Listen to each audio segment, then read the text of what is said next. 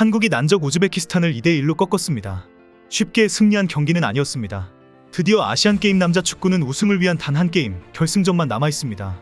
그러나 거친 경기를 한 우즈벡 때문에 한국의 태극전사들이 부상을 당하지 않았는지 걱정이 되기도 합니다.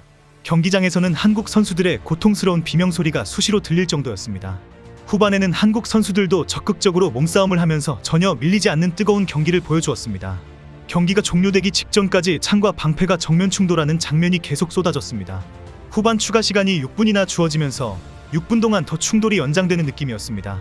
이제 결승전은 한일전입니다. 일본은 홍콩을 상대로 4대0 대승을 거두었습니다.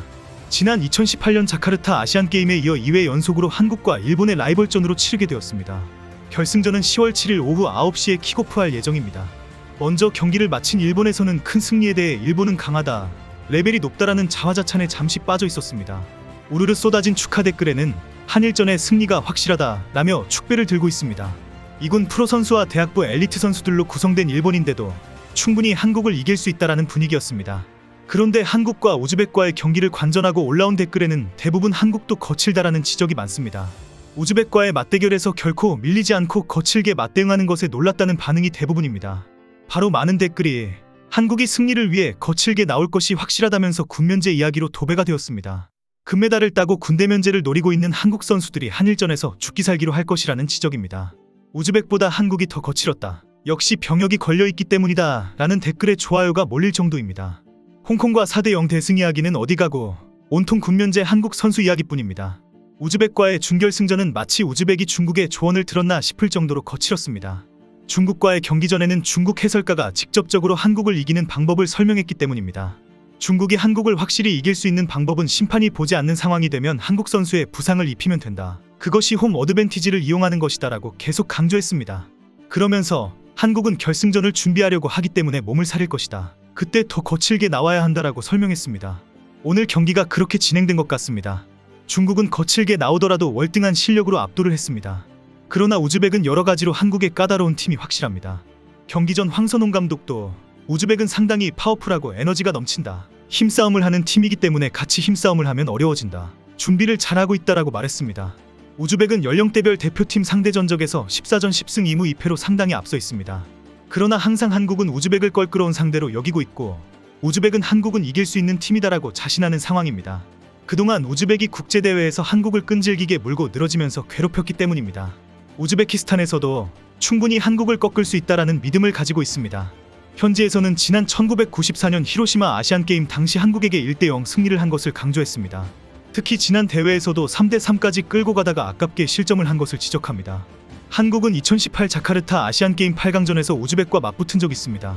한국은 3대3으로 맞서다 연장 후반전에서 황희찬의 페널티킥 결승골로 4대3 승리를 챙겼습니다.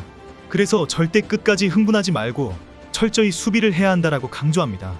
우즈벡에서는 한국을 잘 알고 있는 티무르 감독이 특별한 전략을 세웠을 것이다라고 믿고 있었습니다.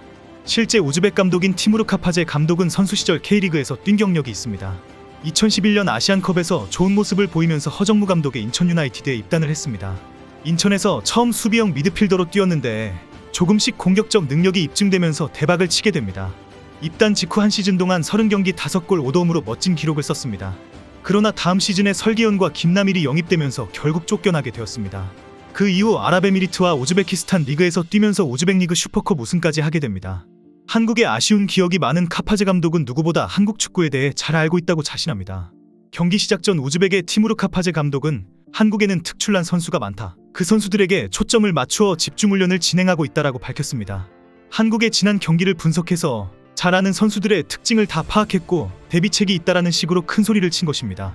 특히 카파제 감독은 한국이 중국과 8강전에서 후반 교체로 나선 이강인을 선발로 기용할 것이라고 보고 집중마크 대상으로 지목했습니다. 후반 시작하면서 바로 이강인이 교체되면서 아쉬움이 있었습니다. 한 골을 멋있게 넣는 장면을 기대했기 때문일 것입니다. 그러나 후반전 내내 우즈벡의 거친 충돌이 이어지면서 결승전 진출을 위해 이강인이 잘 교체되었다는 것을 알게 됩니다. 후반 중반을 넘어가면서 우즈벡은 2대2를 만들기 위해 더 거칠어졌습니다. 중계를 지켜보는 선수 부모들의 마음이 얼마나 조마조마했을까 이해가 될 정도였습니다.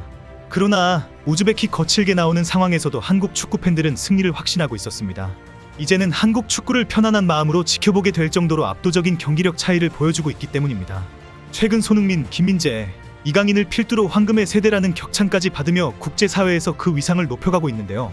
이번 아시안게임에서 이변의 드라마를 만들어냈다고 평가받는 홍콩의 축구선수 푼푸이인이 손흥민의 찰칵 세레모니를 따라하는 등 그 인기는 상상을 초월하고 있습니다.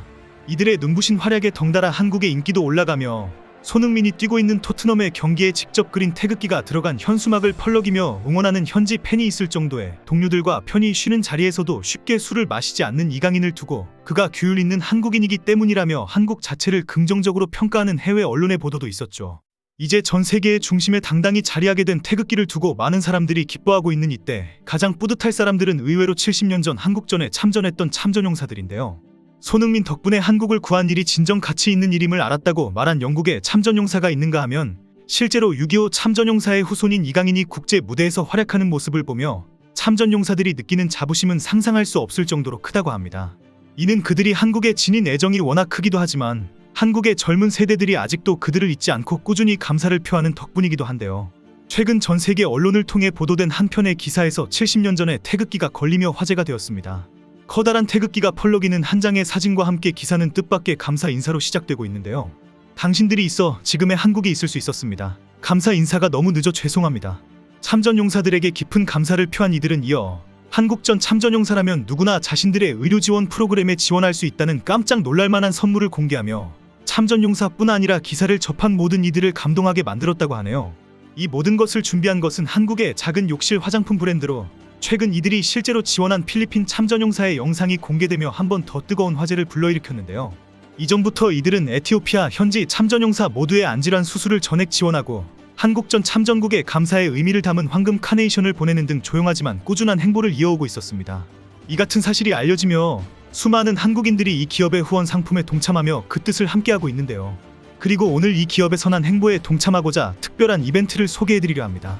9월 22일부터 10월 22일까지 구매할 수 있는 랜덤 후원 박스는 고가의 상품권, 아이패드, 욕실 용품 등 다양한 경품으로 구성되어 있지만 채 만원이 되지 않는 저렴한 가격으로 판매되는데요.